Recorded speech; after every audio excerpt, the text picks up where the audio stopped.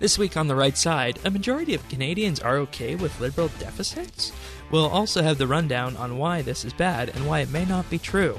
Also, uneven media coverage in Saskatchewan and a first-hand account of why refugees are coming illegally to Canada. This is The Right Side, Episode 7, recorded Saturday, March 11th, 2017. A deficit of enforcing laws.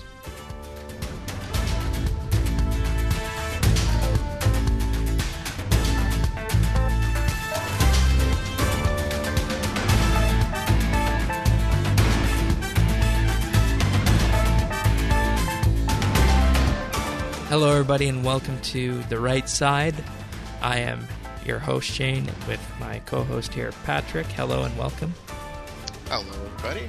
The Right Side is a podcast that aims to cut down on the bias and sensationalism that you often find in the mainstream media and media in general. And that's what we're here to cut down on, and we're focusing mainly on Alberta, BC, and Canada, but we do have a slight change for this week that you guys will probably enjoy, and it is kind of linked to Alberta, so you'll see why when we get there. Some very interesting news this week that came about, and I think we can just jump straight into our Canada story with somewhat of a shocker. Yeah, and while we could talk about how Trade Minister Chrystia Freeland apparently has a grandfather who was a Nazi sympathy, and there's a whole bunch of things going back and forth about Russia disinformation and whatnot, I think what we should really do is talk about what's actually real and what the actual news is. So here at the Right News Rundown, we will always give you current stories that are actually important. So our first one here is that the majority of Canadians are apparently okay with Liberal deficits, according to a survey. Survey came from Nanos Research. I think they kind of got the last election right in terms of polling, but I'll let you read on, and then we'll discuss what the real punchline is on this after we get through it. Yeah, so apparently this survey found that 52% of those surveyed supported the view that Ottawa should continue to run deficits as long as the size of the federal debt is declining in relation to the size of the economy, which is also the government's current view. In contrast, 39% agreed with the alternative position that the government should do whatever it takes to balance the budget before the next election. Pollster Nick Nanos said the survey results show that the Liberals have succeeded in making the case that deficits are justified in the current economic environment. However, he said that the conservative criticisms could ultimately take hold in the future if federal finances fail to improve. Over the past year, Bill Morneau has repeatedly declined to provide a new timeline for erasing the deficit. Instead, the government argues that it's just focusing on the federal debt-to-GDP ratio as its guide or fiscal anchor. Federal projections show that the federal debt-to-GDP ratio is on track to decline slightly over the coming decades, even though annual deficits won't disappear until the 2050s. All right, so let's break this down. A deficit is when the government is spending more than it brings in with revenue, and that revenue can come from any number of sources, mainly our tax dollars. Also, maybe government investments, payback on government bonds, those kind of things, but mainly tax dollars that the citizenry pays. Now, 52% feel that, okay, it's all right to, keep the federal debt increasing on the current pace that we're on. So there's two problems with this, the way that this is presented in the story. The first one is that when you ask people, do you want the government to keep spending to stimulate the economy? That is in many ways a loaded question, because of course everyone wants a good economy, but what is truly being missed with that question is that most of the growth does not necessarily come from government stimulus.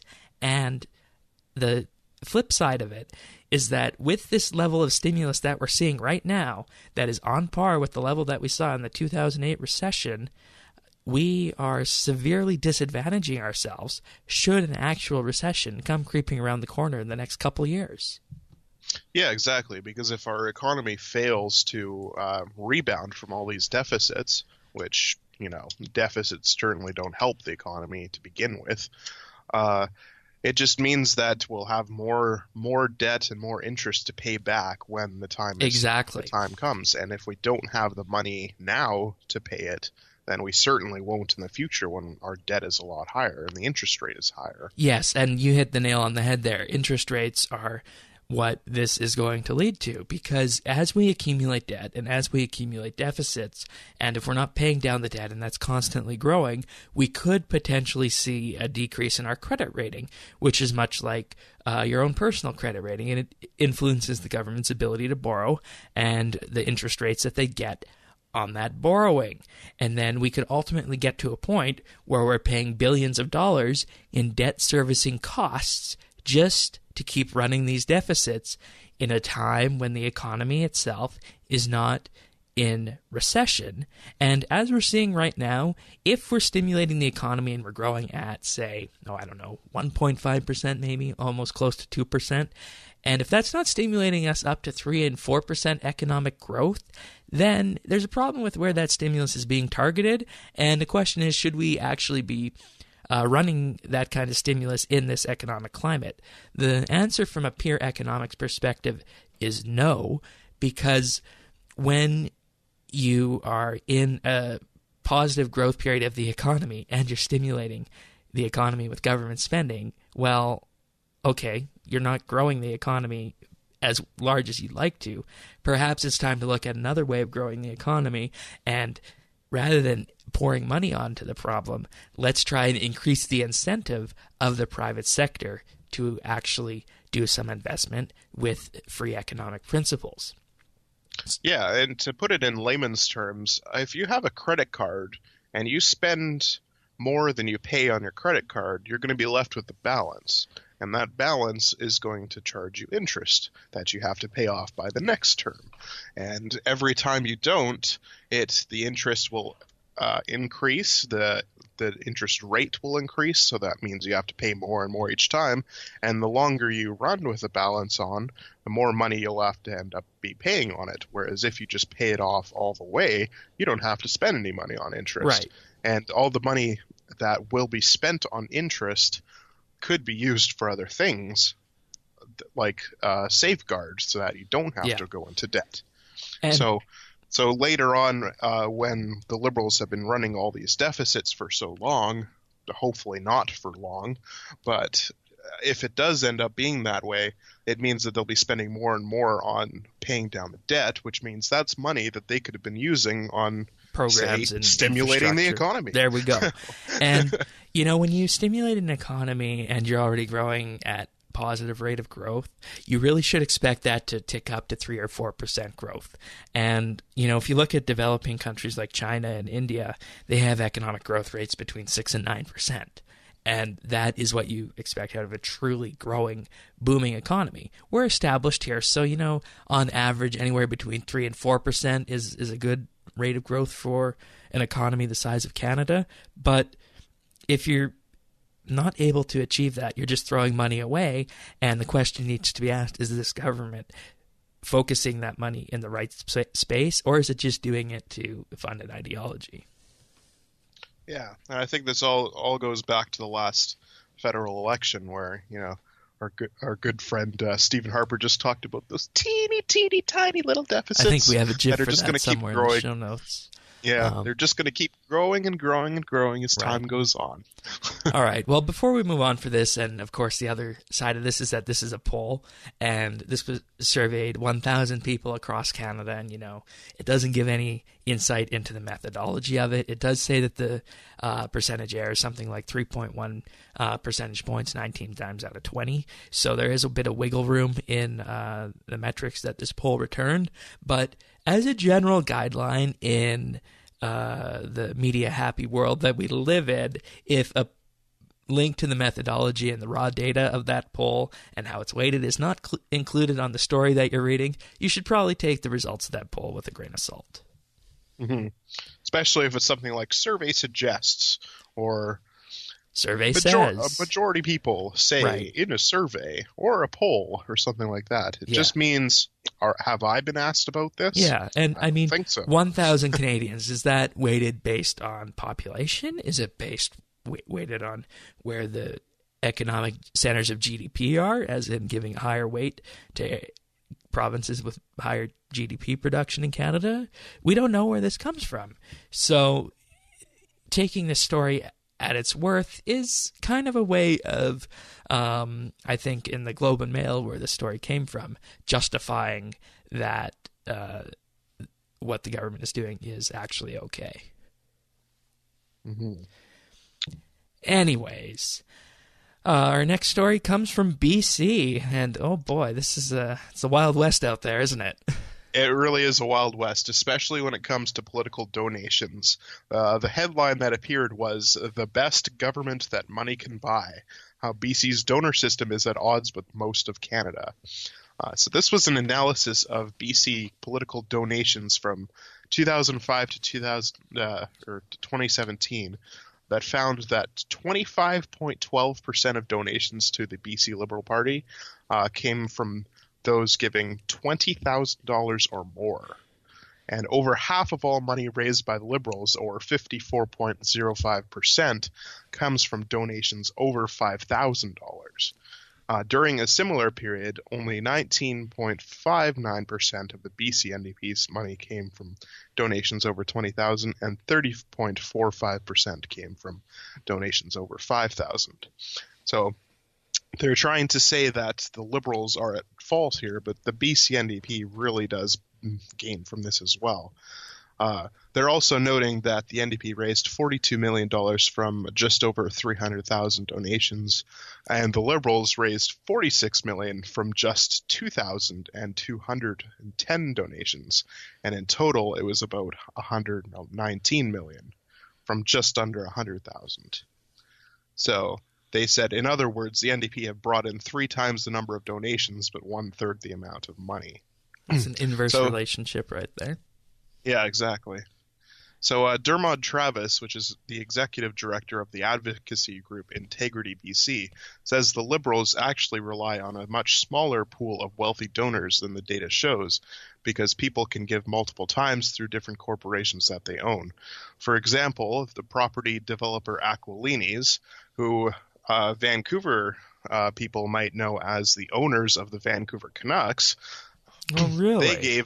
They gave the Liberals $1.43 million through 24 companies and individuals over the past 12 years. Looked at individually, each of those 24 donors appear to be relatively small contributors. Collectively, they're the second largest donor to the Liberals since 2005. As a result of growing criticism of their donation practices, the BC Liberals now disclose their donations on their party website. The NDP haven't made their full 2016 data publicly available, or 2017.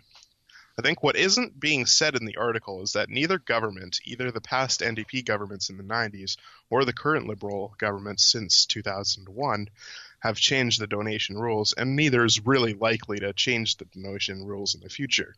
Despite the NDP's promise, I think they had ample opportunity to do so in the past, but were enjoying the cash flow from the unions too much. You know, we saw this kind of legislation come in federally in 2006 in Canada to limit the flow of donations to individuals and severely cap the amount that corporations can give, and I think it even banned some corporate donations as well. Alberta government did that as well when the NDP came in here. That is actually one thing that all the parties agreed on, surprisingly. Surprisingly, the old PCs agreed on that here. But, you know, at the end of the day, it truly is the Wild West out there. And I think that when you have a political system and a political party that depends on large corporate donations like that, that's when you get the various sentiment that we saw in the U.S. election, where people feel that the parties and the government aren't necessarily working for the individuals. And if you can limit the amount of corporate donations, or even ban them, which is probably what you want to do in an ideal world, and just focus on the grassroots individual donations, you in effect force the parties to adopt a grassroots up approach. And normally you don't see liberal parties do that, or sometimes you see the NDP do that. And I think the Conservatives like to do that mainly in Canada. So I think that this is the right way to go, that there should be some controls on this. And, you don't really hear about this in the national news, or I don't know how widespread it was on the news there, but oh boy, this is a lot. Well, it's kind of been talked about among the intellectuals for the past 10 years or so, but it hasn't really gotten much coverage in the mainstream. This article came from the National Post, which is, of course, a national newspaper, but I don't think it was really talked about that much, like the past BC articles we've done, like the liberal allegations of the NDP hacking their website, that was covered a lot more than this is, and I honestly think this is much more important than what that was. Is. And I mean, you're ultimately going to get to a point where the Liberals get kicked out and the NDP get back in. And are they going to want to capitalize on changing this? No, it's not. And, it might take some kind of third party coming up the middle there and just replacing both of them. I know you guys don't replace parties in BC, but that might be what's needed. Yeah, we also don't really have any strong third parties. I mean, in Alberta, you've got the PCs, the Wild Rose, and the NDP. But here, we really just have the Liberals and the NDP. It's either or. I mean, you can vote for the Greens, but they've only really got one MLA right now. And the BC Conservative Party polls lower than the Greens do. So, I mean, there's not really much opportunity for British Columbians to vote out their government unless they want to go back to the other side. Yeah. That's not a great choice. No. And are any of the campaigners for the upcoming election talking about this issue? Well, the NDP leader has been talking about it, John Horgan. He's saying that he's going to ban corporate donations if he is elected. What about union donations? Yeah, that's the thing, right? They all talk about the corporate donations, but they don't talk about the union donations. Yeah. And unions honestly, are nasty. That's when you look at the numbers back in the first paragraph there, 30.45% did come from donations over 5,000. So, I mean, and that's for the NDP. So, I mean, a lot of those are probably union donations that are coming in, and they're just not talking about it. And they are benefiting from the system, right? Just not quite as much as the Liberals are. And all you need to do is look at the run-up to the last federal election campaign and all the union spending that was going on there. And that kind of gives you an idea of what's going on in BC, except it's actually legal. So yeah, it's legal and it's much worse. And it's encouraged. Yeah. Woohoo. All right. We're going to move on to our next issue here. And this one is not an Alberta story per se, but it's a Saskatchewan story. So the headline is that labor strife continues as hundreds protest proposed government cuts. Now, of course, we don't normally cover Saskatchewan here, but you'll see why we're covering in just a bit. So quoting from the story, because of the financial difficulties and what we've experienced, we're running short-staffed quite often, one of the individuals who was at the protest said. On Wednesday, she was hundreds of people at the Legislative Building protesting potential cuts to the public sector. The province is targeting the public sector as one way to combat the $1.2 billion budget deficit. And ultimately, this is all right to have a protest on this. And, when a government is doing this, the other sides are going to get animated about this. And, given the type of government that Saskatchewan has, I'm not surprised that this is the approach they are taking. Now, on the surface, this looks fine, right? Mm-hmm. But what is not being discussed here, and is really glossed over in the entire story and didn't get media coverage at all, is that at this protest, there was a cell with Brad Wall and I believe his finance minister inside of it, locked up. Now, go back to December 2016 in Alberta, and there was a rally at the Alberta legislature. And this, was much the same thing. It was a benign rally, peaceful, very peaceful, family friendly.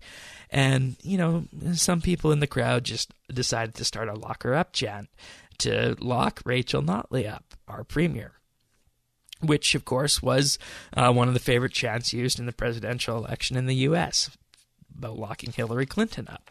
Now, when that happened, there was immediate calls for it to be denounced by everyone involved, from the people covering it in the media to the politicians who weren't even at the event themselves were being asked if they denounced this kind of behavior, but not a peep anywhere about this event here in Saskatchewan.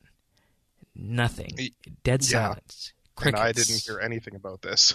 Yeah, and I mean, the only reason I saw this is that we follow things on Twitter, and that's how we source our news here. And there was a tweet coming out of Saskatchewan on this, and I mean, it's just okay. So the picture's being floated around the internet, and it's being encouraged, but it's nowhere in the national news or the national news cycle like we saw in Alberta. I mean, even CBC Nightly News, I think 3 nights of that week had it as their top story when that happened. So this isn't necessarily to take one side about the labor issue in Saskatchewan or necessarily talk about Saskatchewan news. It's to remind you guys who listen to the right side that there are cases in the media when things happen, and they are just ignored, even though they are at a magnitude worse than issues they've covered in the past and have covered so thoroughly and so in depth that you would think that they're one of the biggest stories of the year, when you have another story that something similar happened, perhaps even more profound, and not even a single peep. So yeah, it's really disingenuous for them to not even report on all of the things in an issue, especially something like an effigy being put into a cell. I mean, it's really similar to the lock her up chance, and yet nothing was made of it whatsoever. And it's really something, because the firestorm over the Alberta lock her up chance just went on for, I think, a couple weeks after. And I mean, they even show it in the video here of the Regina Leader post. So, I mean, and it's not even mentioned in the story about the labor cuts that are going to be happening. So, or about the rally itself either. I mean, yeah, one would think that would be an excellent picture to show what's happening, but if you actually look into the article, there's a picture underneath of Premier Brad Wall with devil horns and devil mustache and whatnot, but nothing of him being locked up in a cell. Right. And honestly, I mean, you can see the cell in the picture, but you can't see Brad Wall in it at that point. And it just says hundreds attended noon rally at the Legislative Building protesting cuts by the Saskatchewan party government. Mm-hmm. And can you imagine if we put devil horns on Rachel Notley or Christy Clark?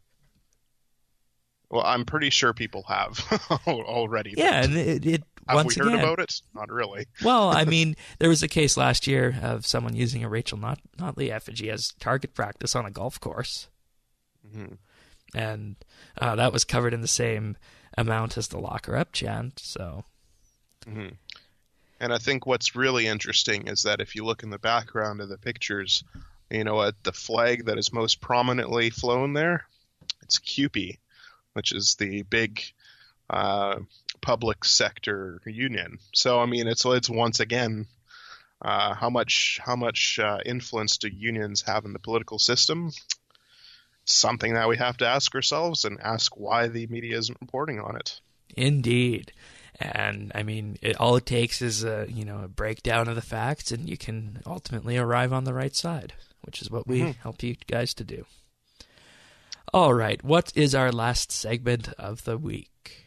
Our last segment, as always, is not the firing line, because the firing line isn't the last segment, but the next segment is the firing line.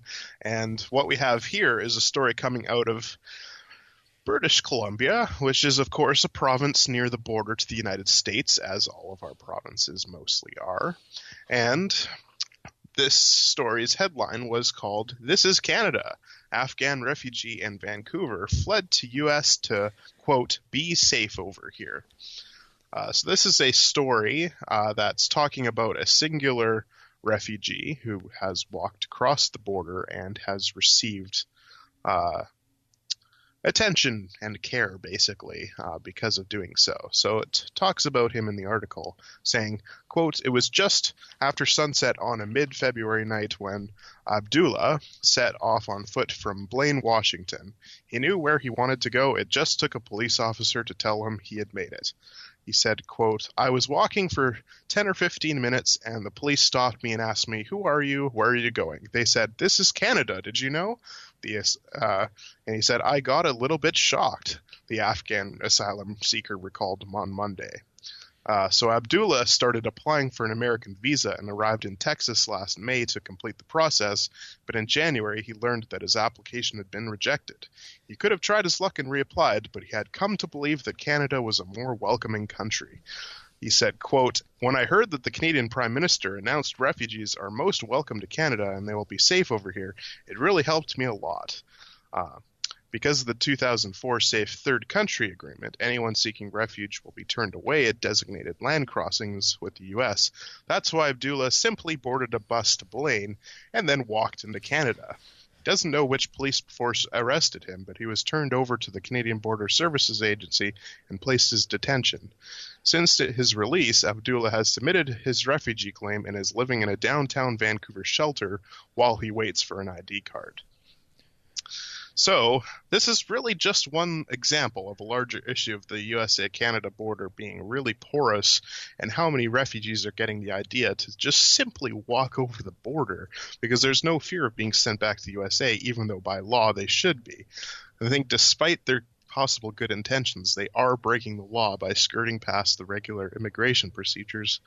And I think the government just seems content to just let the problem continue and grow until it's out of control. I mean, he's walked over the border, he hasn't gone through immigration, and now he's taking up space in a downtown Vancouver shelter, where if anyone knows about shelters in BC, especially downtown Vancouver, there are not really that many spaces to go around. That's right. With. And we have a huge homeless problem here in BC just because of our nice climate, and in Vancouver especially. And there's going to be a lot of people looking for these shelters. So if this is just one person taking up the place, it's really not good for our homeless either, that are seeking these services. Yeah.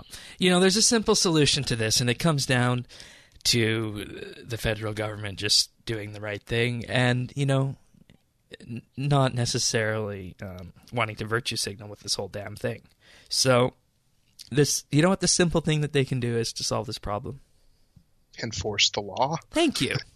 It's like we're reading from the same note sheet or on the same track here, but or it's almost like we have two brains between us, which clearly the government doesn't. Yes, enforce the law. We have this agreement with the U.S. The U.S. is one of the most prosperous countries in the world, and despite what people are hearing in the mainstream media, which are 100% to blame for this whole fake refugee crisis coming into Canada, because if they had not been antagonistic towards the policies in the United States and had reported on them with a clear head, they wouldn't have necessarily stoked the amount of fear in these migrants that we're seeing coming into Canada. Where are they hearing this fear? They're going to hear it on the news, obviously, right? Mm-hmm. And I don't know about you, but last I checked, there's no civil war, uprising, or insurrection in the U.S. So it's got to come down to just enforcing the law and realizing that the U.S. is not a scary place for these refugees, as the media would claim it to be. And, I think that this speaks to a larger problem. And, this being based on a Vancouver, BC story, it straddles the U.S. literally and figuratively. Because when we're seeing this, it ultimately showcases a problem with the U.S. media. And that, okay, the U.S. media is owned by a huge handful of corporations.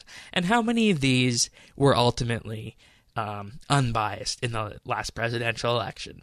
I can't count that many. And because of that, they are carrying this out past the election and the inauguration of the new administration to continue peddling these fears. And that is leading these people to come to Canada. And then when the Prime Minister gets on Twitter and says, Canada's welcome to all refugees, oh, that means, okay, let's go. And then, oh, we're not going to enforce the law because we want to virtue signal that we're doing the right thing and we're helping people who are, scared or, in trouble in the U.S. When in reality, if this guy's refugee claim was denied in the U.S., there was probably a pretty good reason for it. And we should be asking ourselves why this person has been led into Canada and is using our resources when the law says that he needed to claim refugee status in the U.S. and he didn't. Or he did, and he was turned down, so we should send him back, and he should be deported. Yeah, and honestly, if they're coming here and they're not going through the normal immigration procedures, and they're still letting them in, yeah, they're queue jumping. And ask any family that came here legally as a refugee last year from any of the hotspots what they think of these people queue jumping and taking resources that could be dedicated to them. Or ask any immigrant that came here legally. I think they'll have a bigger problem with the story than the mainstream media does and that most Canadians do. And I think the biggest problem is that the government isn't, as we said, enforcing the law and forcing them to go through the normal immigration progress, which does allow for screening, whereas just bringing them in, there's more on-the-fly screening that happens, and it's not nearly as thorough. And I think that if they are skirting it and then still being allowed to go in, it really makes a mockery of our whole immigration process to begin with. And the country in general. Exactly. So they just find a way to get towards the border and then just walk across, because why would they want to go through the paperwork and do it legally if they're not going to get punished for it? And let's take some pictures of the RCMP carrying over the bags of these people crossing, and let's have a good photo op about it, and let's feel good about it in the mainstream media. Yeah, no thanks, and that's why this story was our firing line of the week. Yeah, and it seems like we've been talking about the refugee problem quite a bit, but I think as long as it's still a problem, as long as the government decides to stick their head in the sand, we're going to keep bringing it up. About it. Yeah, it needs to be dealt with. It does. Alrighty, well, that wraps us up for the news this week. We're going to move on to our word of the week, which is really fitting for this week.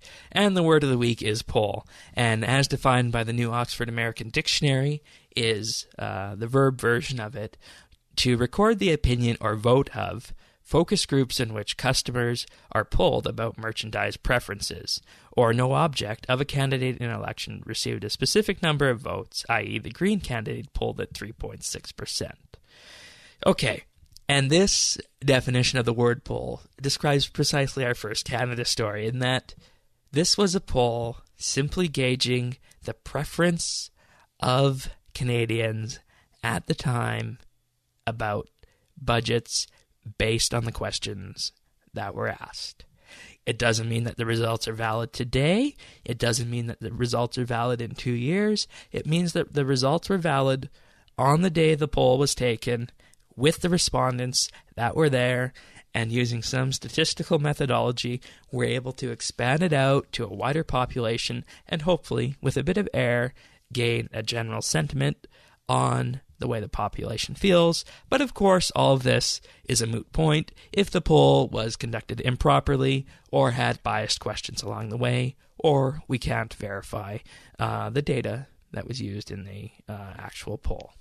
And that is why poll is the word. And even if it is done all above board, it's not guaranteed that the results themselves would still be accurate, because people can lie. People do lie quite often. We won't lie to you here on the right side, but people in polls will often lie just to get out of the phone call normally, My dad will often say that he's voting Green just to get the Conservative and the Liberal and the NDP voters off of his front lawn, so to speak.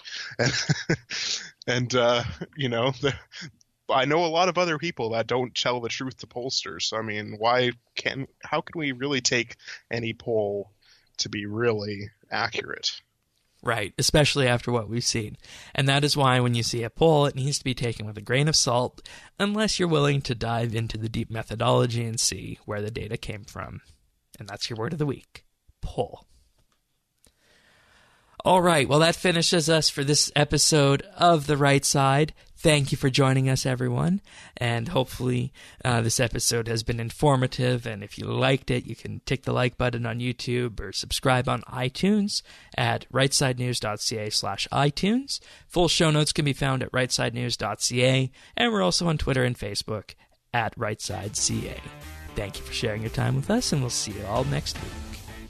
And let's hope there's no more border crossings.